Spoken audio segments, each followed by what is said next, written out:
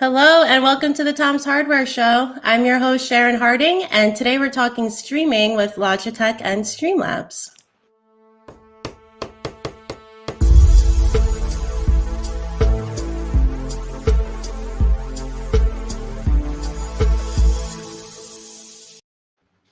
Yeah, so welcome everybody. We are live as always and taking questions from the audience. So if you have anything you'd like to ask, just drop your question into the chat on YouTube or Facebook and we'll try to discuss it on air.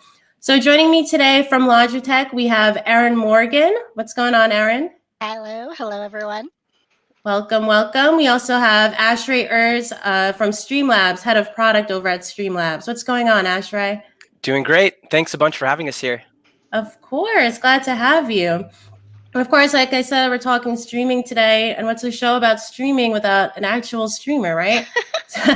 So happy to welcome back to the show, Miss Janae Benet, pro gamer and tech writer. How have you been, Janae?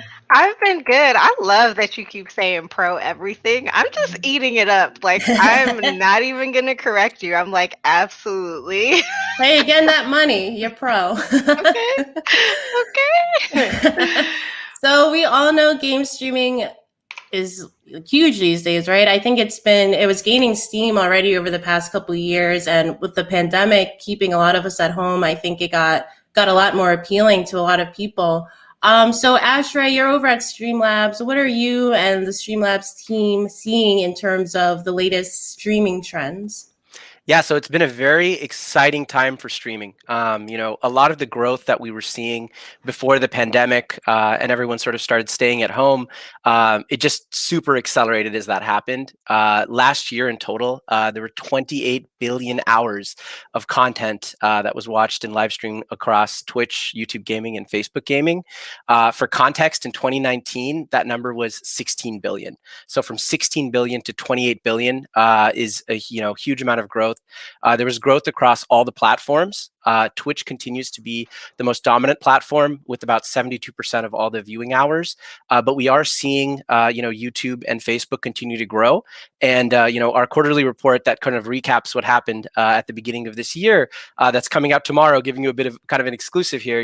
We start to see Facebook gaming really start to close the gap with YouTube gaming. So we're seeing all the platforms continue to grow, and there's a lot to be excited about in the streaming world.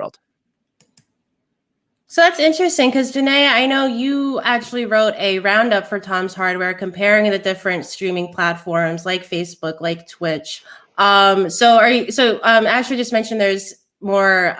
Facebook is gaining traction. Does that surprise you? No, not at all. I'm really excited about the numbers because I feel like at some point, Facebook is definitely going to be a force to be reckoned with. You know what I mean? I think they are rolling out a lot of programs. Like I know they have a Black creative diversity or like a Black creators program.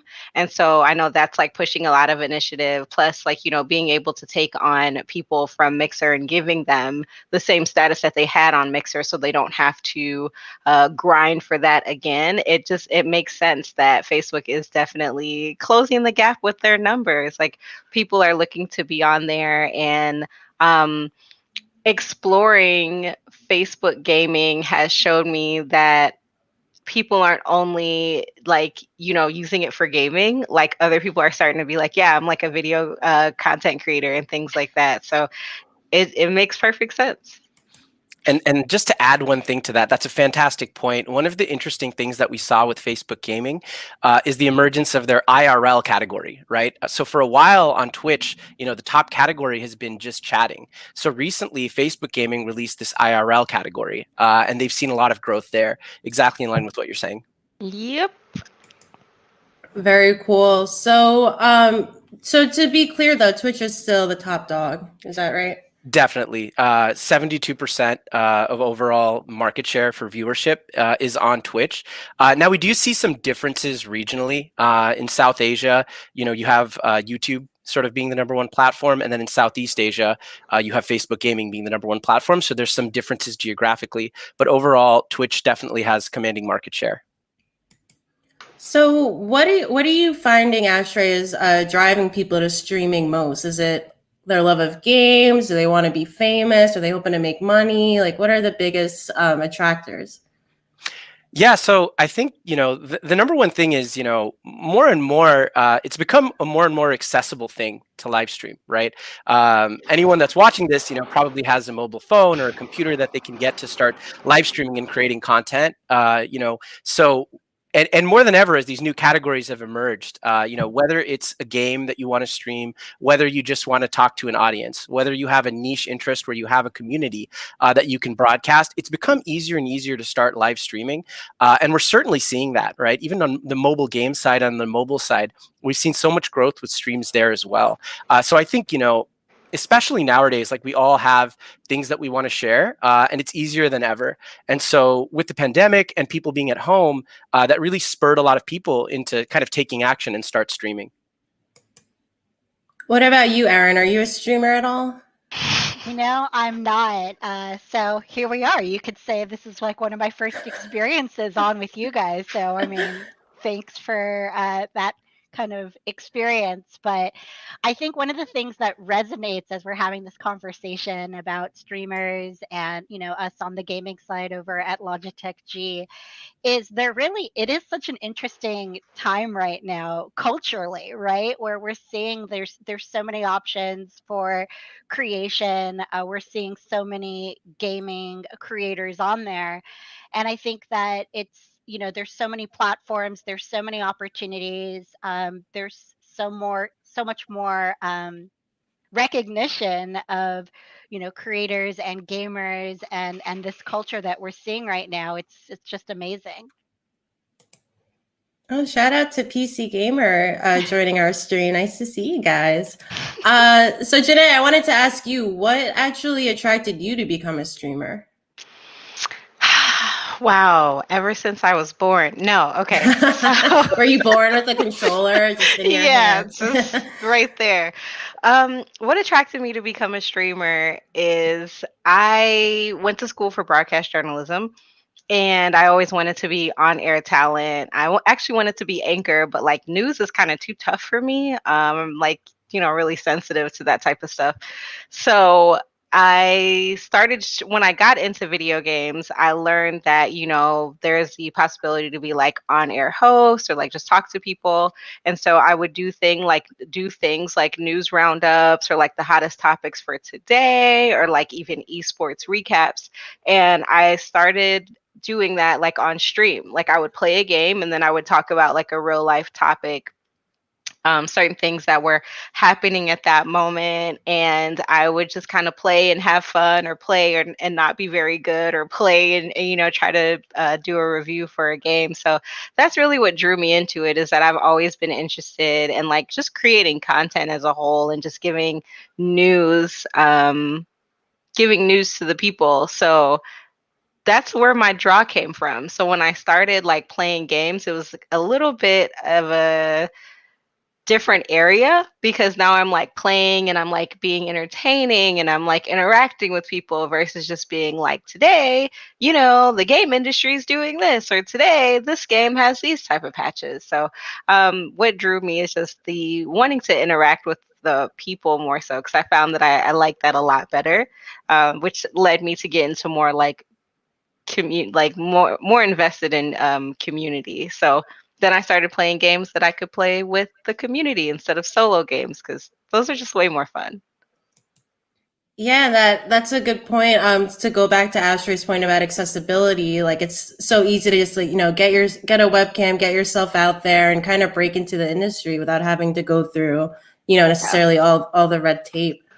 So Ashray, I want to talk a little bit about Streamlabs. So for those who don't know, can you provide us like a brief overview of what Streamlabs is and why a streamer would use it? Yeah, so we're a very comprehensive set of live streaming tools. Some of our core tools is we make the software that you'd use on your computer or on your mobile phone to go live. What we've tried to do is really look at every single angle of the journey of a live streamer and provide something that helps you with every single part of that. So whether it's just getting started, you can just go to our app, log in, and we'll guide you through what it'll take to have a high quality stream out the gate. And then as you grow and you want to try to do different things to engage with your fans, we have tools that help you there. And then ultimately, when you want to monetize, we have tools there. So across the board, we're sort of a very comprehensive set of tools for live streamers. And yeah, that's really what we're all about, helping creators and helping live streamers. So what would you say is like Streamlabs' biggest competitor, and how does Streamlabs differ from those alternatives? Yeah, so it's an interesting question because we make tools so across the board, right? For each of the specific tools we have, you could probably pick a competitor, right? One thing we offer is a multi-streaming solution. So a way that you could sort of broadcast simultaneously across all the platforms at once.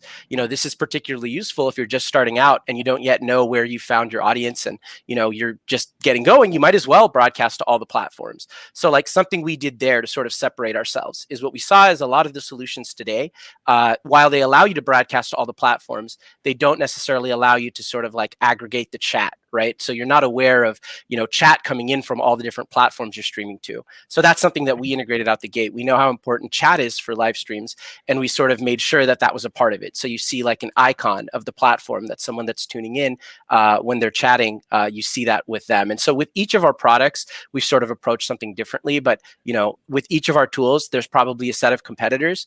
Overall, everyone in this space, ourselves included, and everyone that's a competitor, like everyone's trying to help creators out.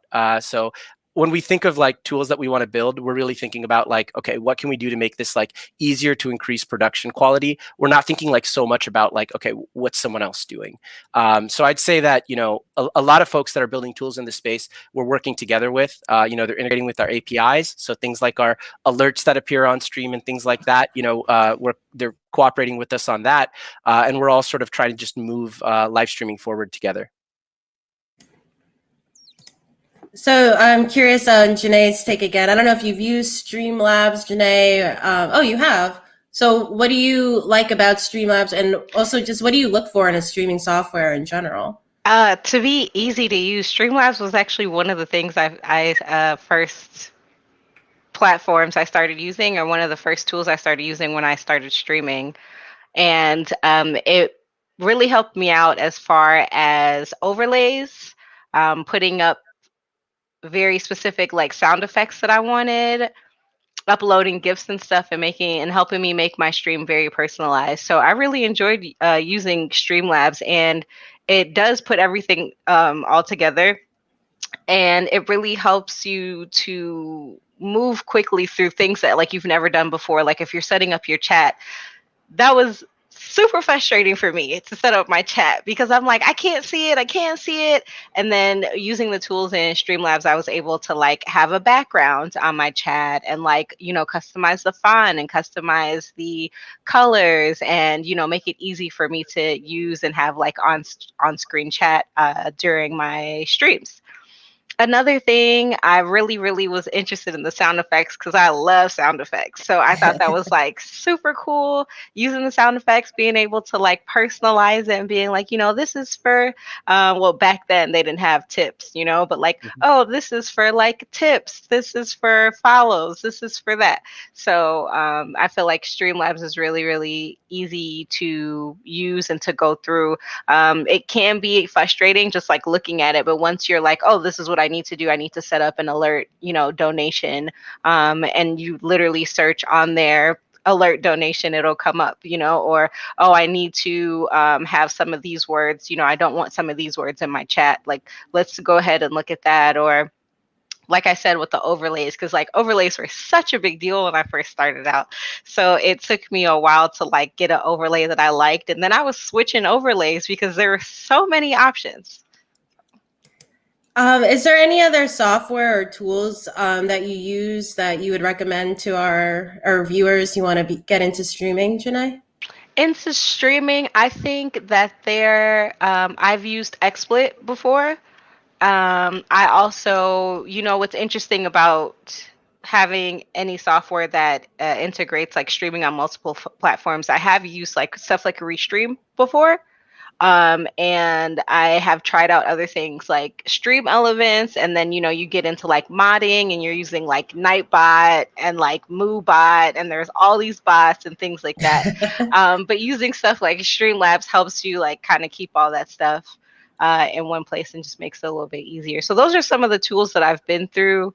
I know Streamlabs integrates with OBS. That was like gorgeous when that happened, like when they were just kind of married to each other, like you may now kiss each other, like that was amazing to me, because I was able to like change my game title, change my like stream title, and not have to like fumble around on several different tabs, because at that time my computer couldn't handle that. And I know a lot of computers still can't handle like Chrome running while you're trying to stream. That's like darn near impossible unless you're going for some high-end, high-tier stuff. So yeah, those are just some of the things that I've used. I'm sure there's more.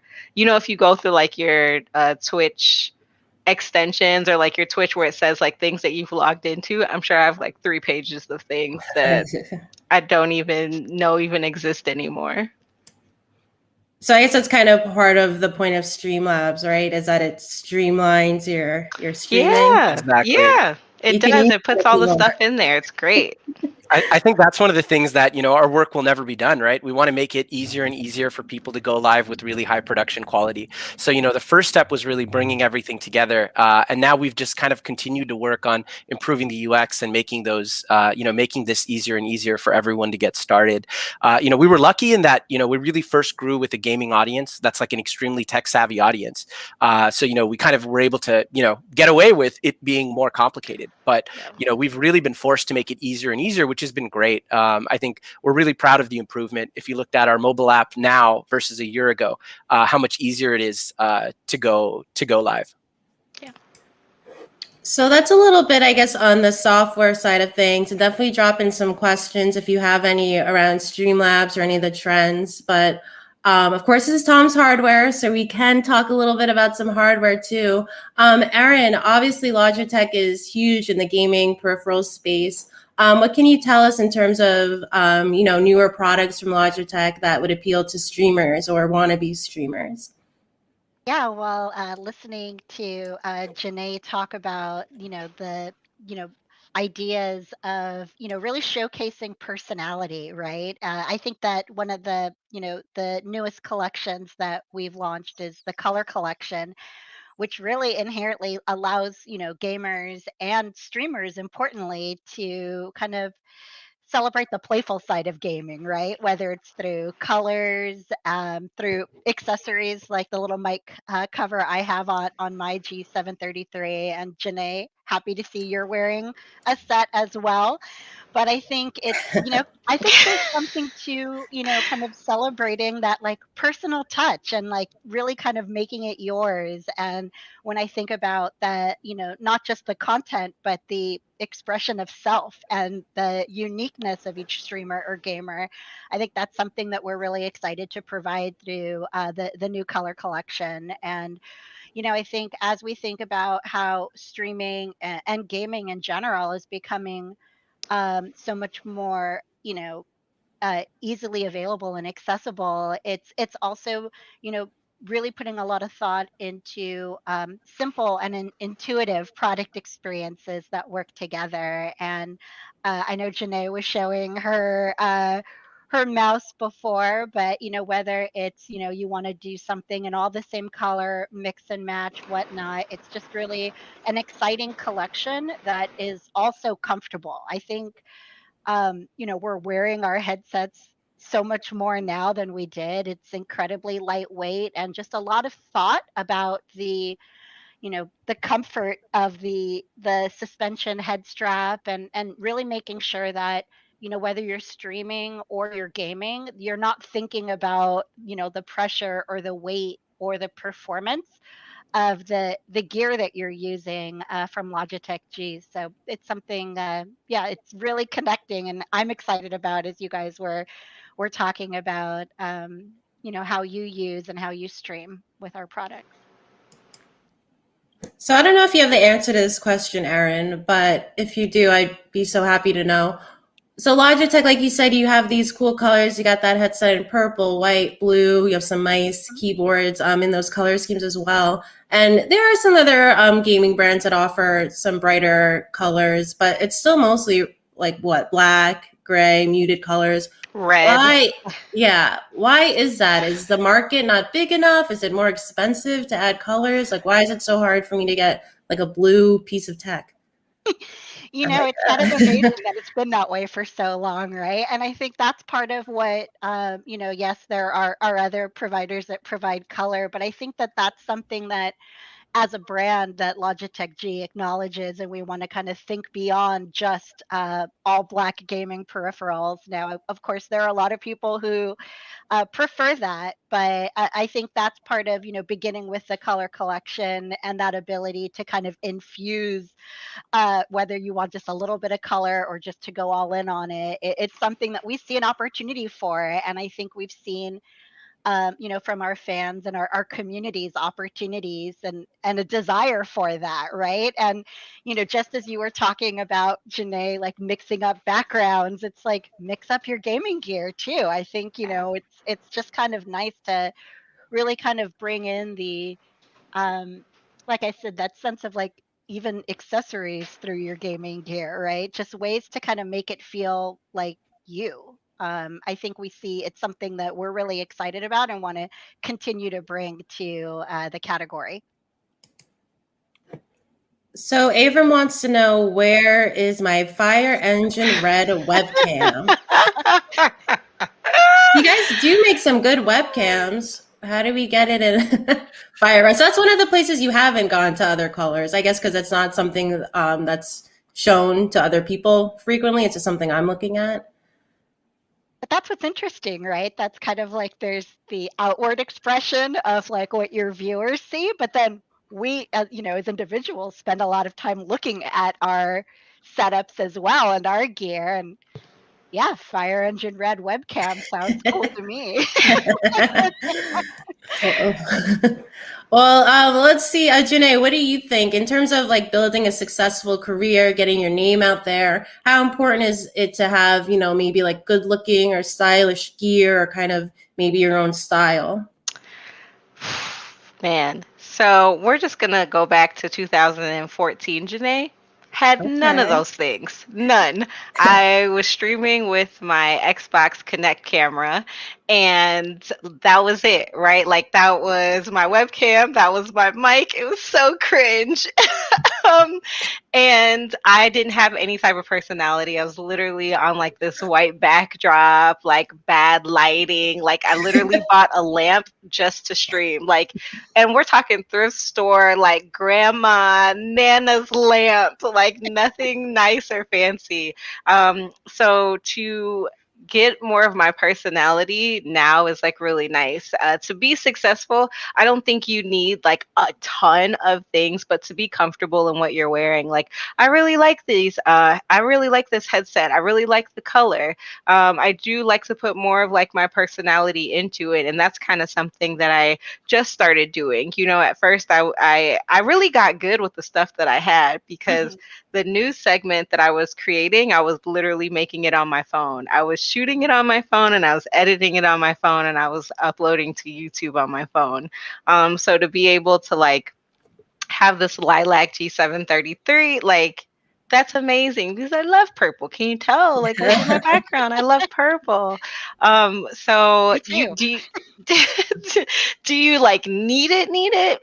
No. Is it nice and does it get your personality across? And are you like, oh my gosh, I know that she's gonna have like this purple aesthetic going, so am I gonna go watch her? Like, yeah, of course. It's nice to be comfortable in what you have. I got frustrated with my first PC because there was like a lot of red. It was just red. Like everything was just red and everything was either red or pink. And I'm like not a huge fan of pink, like not to the point where like I'm gonna be like draped in pink. So it's really nice to have multiple options. It's really nice to just be like, yeah, okay, maybe I'll just go, plain black for like my mouse or like my keyboard or, but And I do. I have a Galaxy mouse pad that like glows and everything. Like that stuff is important to me.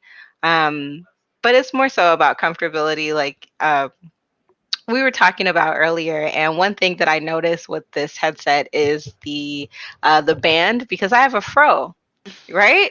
I have a fro, and so sometimes like wearing headsets like pushes down on my fro, and it makes like this weird thing. And to have like this band in there, like that's more so what I look for. So say that this was like only available in red, I would have like no choice because I love my hair more than I hate red PC parts. I would definitely get it and be like, but this is really comfortable, and I would just like make it work, by using other things to like, accentuate it and things like that. I feel you, Comfortable Janae. in the color you like. Hmm. Yeah, the hair is definitely something that I think a lot of vendors don't take into account. Like even with like gaming chairs I've used, and they put so much effort into perhaps like a neck pillow or a bulky like headrest, and I got like a mild bun or a ponytail, just any sort of hairstyle, and I'm And just then you're like sitting like yeah. weird. So I'm really glad you brought that up. Us big haired girls need some products too. Yeah. So yeah, keep your questions in if you haven't dropped in any already. But Aaron, I wanted to talk to you. So you talk about gear. Obviously, all this stuff costs money, right? And Janae kind of painted a picture of a lot of streamers are just starting out, don't necessarily have the funds, and obviously not the sponsorships. Any advice in terms of like how to get like a good streaming setup, but maybe you don't necessarily have like a big budget? Oh, I think you're muted, Aaron.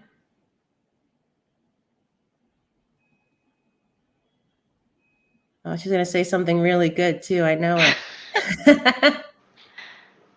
Well, maybe in the meantime, Ashray, did you have I can take a stab at that one. I think what it comes down to, especially when you're talking about getting started, great gear can certainly help level up the production quality of a stream, but it's sort of a nice to have, right? You can get started with a mobile phone, with your existing computer, and especially when you're just first starting, it's if you're extremely talented at a specific game, if you're creating content that really resonates with your audience, if you have a personality that people like, and and people want to hang around and see your stream, everything else is really secondary. It's really what you're doing on the stream that's more important than the gear. And the gear, of course, can come and it can help level up the production quality. Yeah, I can you guys hear me now? Sorry. Yeah. Dramatic pause. Yeah, I completely agree, and I think it's one of those things that you can build incrementally over time, and I think one of the things to also think about is just versatility, and as you look at gear, what are things that you can use kind of for a number of different purposes. And yeah, I don't feel like you need to jump in and get everything at once. Rome wasn't built in a day, but I think that agree with all the points, and yeah, just think about what step-by-step little things that you can bring into your setup that make you feel even more comfortable about the great content you're putting out there. Something that we've invested a lot in, especially over the last year, is helping build tools around helping creators build their branding. Whether that's a logo maker, panels for Twitch. We've built a lot of different tools to help you sort of establish your brand. And another thing that's really important is like sort of being cross-platform, right? When your stream is over, people will go to your Twitter, they'll go to your Instagram. So, leveraging our tools, we've built a lot of different ways you can sort of, take your stream and sort of like create your whole brand around that. So would you guys recommend, if you were to invest in something, like you had money to invest in, one peripheral or something, would you pick the camera because that's what's gonna, have the biggest impact for your image quality? Or is the mic maybe? For me, it's the mic, right? For me, because I learned, because get this, okay, y'all gonna laugh at me, which is totally fine. I already am. I know. So my very first game review, I didn't have any capture cards. I didn't have any fancy equipment. I had my PlayStation 3. I had my Adventure Time game because Adventure Time was my favorite. And I had a webcam. And I literally had, or not a webcam, but like a camcorder. Because as a journalist, those are the things you have, you know, like webcam or camcorder, mic, things like that. I literally took my webcam, sat it on my couch, and pointed it at the TV screen, right? Like that was my first game review. I promise you, it's somewhere on my YouTube. And I posted it. I posted it to Reddit, and I know how Reddit can be.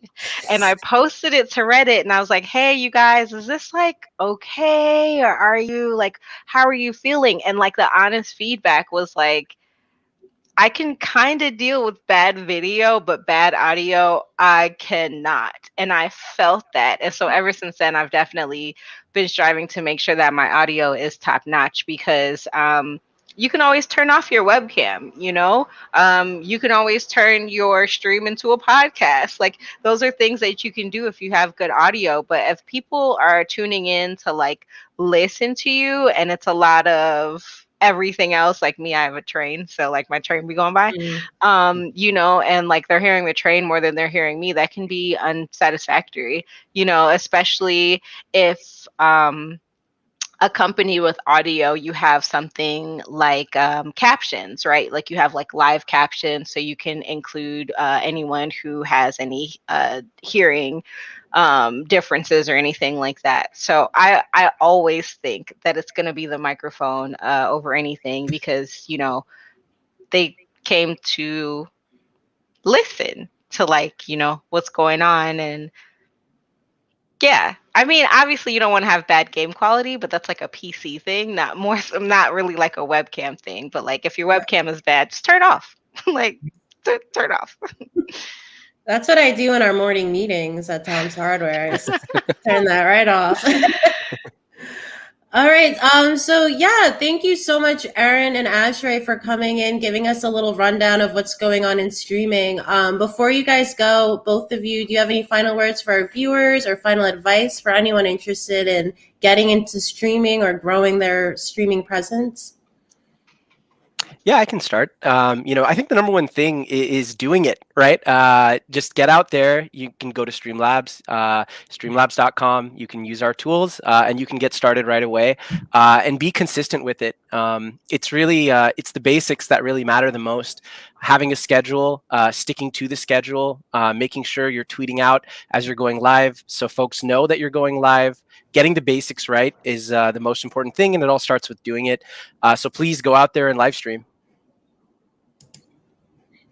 Yeah, and I would say, you know, be confident in your voice and your point of view, and, you know, just start small, build out, and, you know, tap into your community. But this has been great. Thank you for having us on to talk about streaming today. Awesome. Thank you guys for joining us. We will, sorry, we appreciate having you, and we hope to get to hang out with you soon. And definitely check out Streamlabs and some of Logitech's peripherals. We have reviews on our site as well. So thank you guys for your time. Awesome. Thank Thanks you. so much. Bye. So Janae is going to hang out with me for a little bit. That was fun, right? That was really fun. It was it's always fun to like compare your ideas because to me, you know, they're behind the reason I have these ideas. Does that make sense? Like they're behind everything. So to be like, oh wow, they feel this way too, or oh wow, like that makes so much sense. I love it. Awesome. Well, I wanted you to stay on air with me because I do have one more thing to show, and I want your opinion on it. Yeah. People who watch the show know we always like to give you a little preview of some of the stuff to hit our lab. And if you've been really, really watching the show, you might have noticed that I have a different chair today. So I used to have a Cooler Master Caliber R2, which more than anything else was a giant purple chair, just like so like Barney purple, not like that soft lilac of your headset, but like an extreme Barney purple. And it just clashed with everything. Like it dominated my apartment. And so I got a new one to test. So it is a Mavic M5. And here, I'll give you a quick little twirl of what we're working with here. So this is a Mavic M5. This is minimalist as you get. So yeah, it pretty much looks like Wow. an office chair, right? Yeah. But it is marketed as a gaming chair. It's $555 when I checked this morning. So I only got it this week. It was actually really easy to build. I did it in 40 minutes while watching the Yankees game. Really easy to build by myself, which usually I need somebody to help me to put the backrest into the chair part. Do you Has that happened to you? all of them? I'm like, hey, I'll just read the instructions. Like, yeah, no, that's amazing. Yeah, so that was easy. I haven't had too much time with it, like I said, but I'll tell you, Janae, what I'm struggling with so far is the posture. So here, let me try to show you. I like to sit like this, right? Yeah. Like, very straight. As you can see, there's some space. So it Yeah. kind of like forces you to like lean back, like Yeah. do the fat Joe a little bit. You gotta lean back in it. So I'm curious what your take is, because if I was playing with like a controller, that's kind Yeah. of like the living room vibe, and so I'm down to like lean back. But when I'm working or PC gaming with the keyboard, like I am kind of like this, if not leaning Yeah. forward.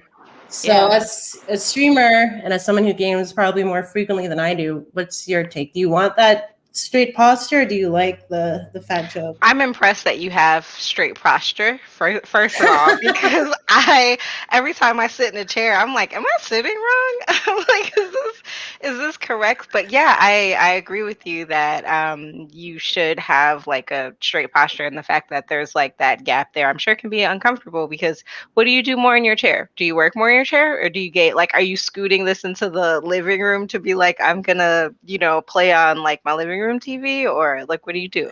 Yeah, so that's where I see it fitting most, but no, I plan on having it at my desk for work and PC gaming at my desk. Yeah, no, then that's not super comfortable, and that's not super designed for what you need.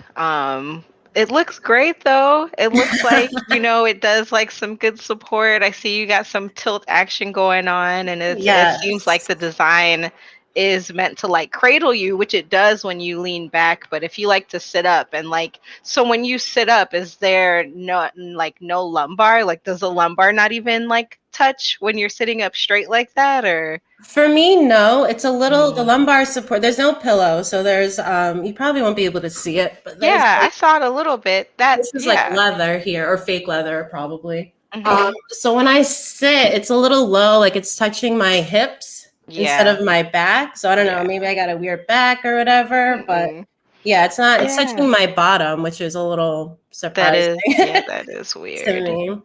Yeah. But you do have the adjustments, like the height is adjustable, but it's kind of loud. This is the height of the backrest. I mean, I don't know if you could hear that click. Yeah, no, I can't. I can.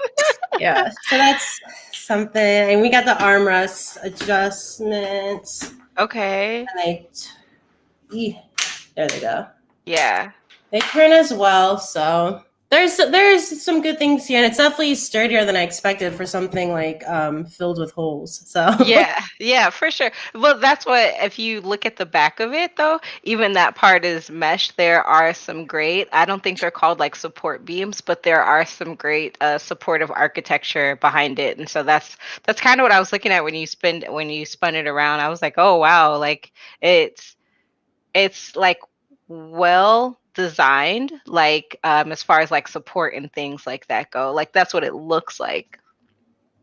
Cool. So I'll be testing this over the next couple weeks or so. So stay tuned for my final review. But Jay, I just want some final thoughts to you in terms of gaming chairs in general. We talked about, the importance of gear. How important is your chair to your setup, be it for comfort or also, again, for that look? Because there's some wild chairs. Like my purple one was noticeable.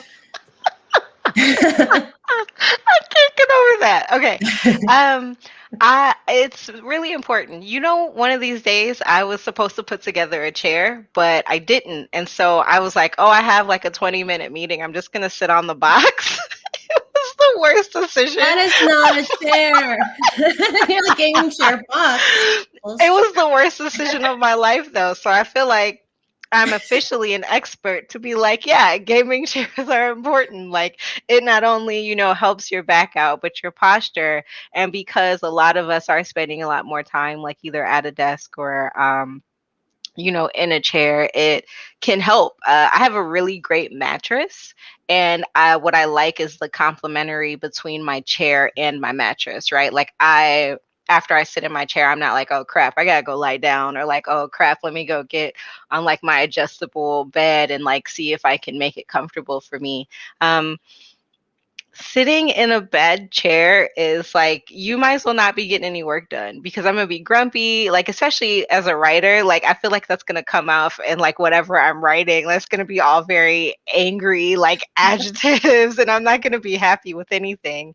And even streaming, I have done 8-hour streams, 12-hour streams, never 24-hour streams, but I've done like a lot of like some long marathons of like streaming and modding, and I can't imagine being uncomfortable, like sitting there and kind of like moving or just being, I would cut the stream short and I would leave. So, gaming chairs are pretty, or like your chair in general is very important because you just want to be comfortable while you're supposed to be at your best.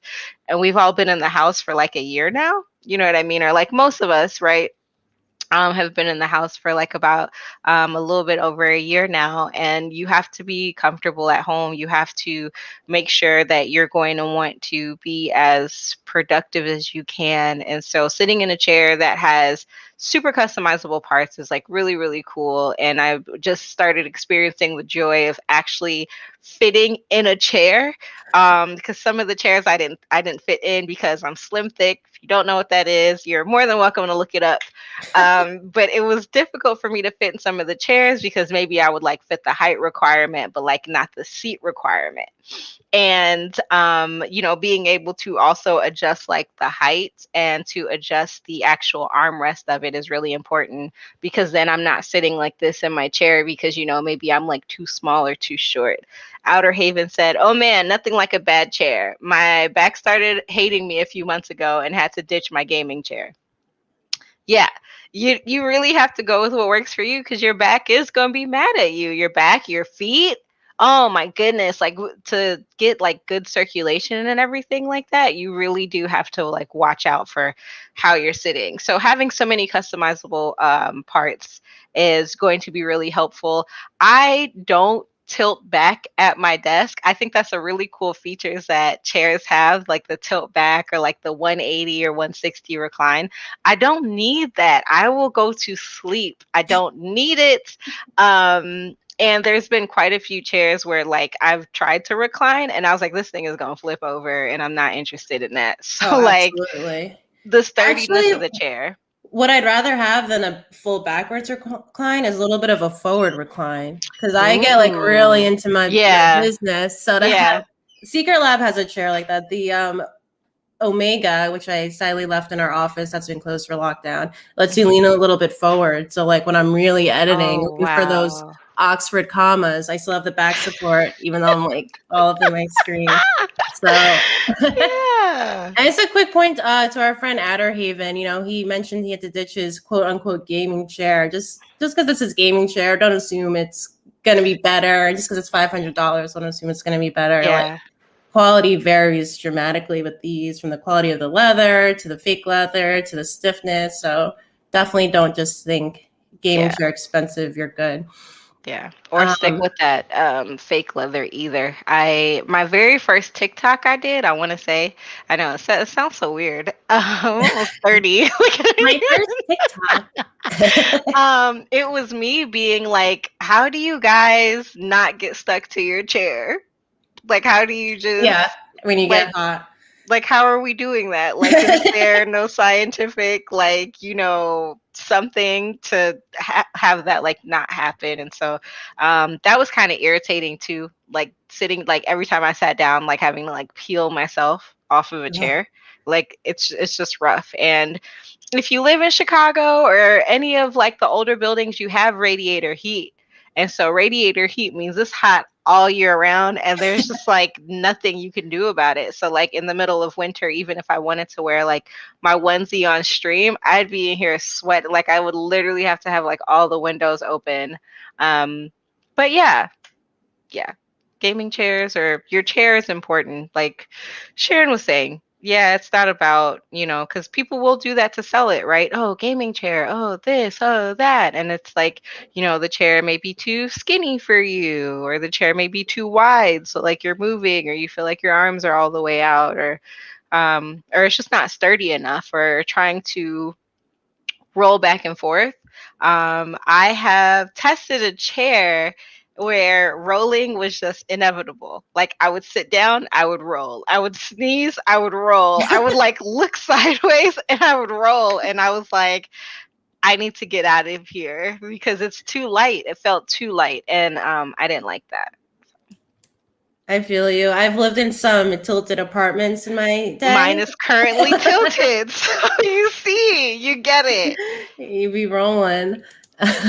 So yeah, definitely check out tomshardware.com. We've been reviewing more gaming chairs. Janae's been checking out a lot of them. Yeah. So check out some of that. And also while you're at it and thinking about Tom's Hardware, like us on Facebook, subscribe to our YouTube channel, check out our shows. You can also download every episode after the fact as a podcast, if that's what you prefer.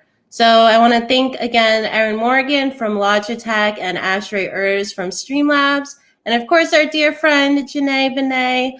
Janae, where can the people go if they want to stay caught up with you and your streams? Oh, twitch.tv/Janae Benet or fb.gg/Janae Benet. Anything Janae Benet, really. Instagram/Janae Benet, Twitter/Janae Benet, JanaeBenet.com. Janae Benet. It's just me. It's always me. Easy to remember, too. I love it. Yeah. Awesome. Well, that is our show. We'll see you all next Thursday.